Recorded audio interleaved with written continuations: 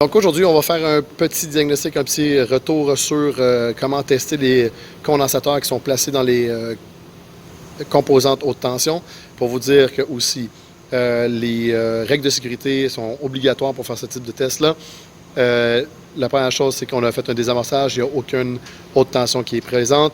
On voit ici que la batterie, elle est disconnectée, la batterie 12 volts, le connecteur de sécurité à l'intérieur du véhicule est enlevé, la vérification du voltage aussi est faite, et mon collègue qui va débrancher les composantes va garder toujours des gants pour faire la vérification des condensateurs.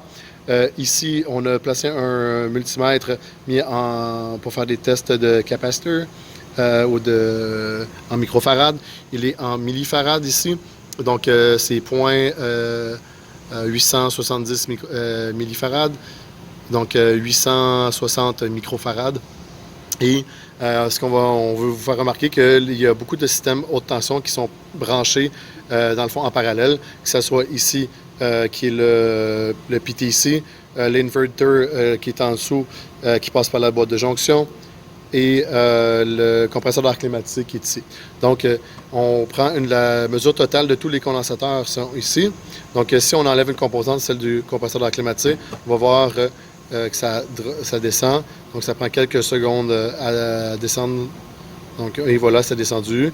Et là, si on le rebranche dessus, on voit que ça devrait remonter après quelques secondes aussi.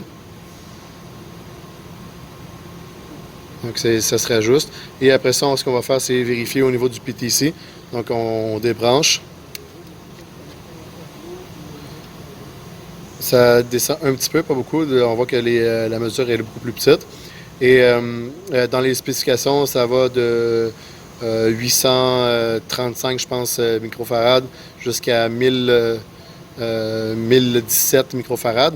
Donc, si on regarde uniquement celui du compresseur, donc on va aller se brancher directement dans le connecteur qui est juste ici.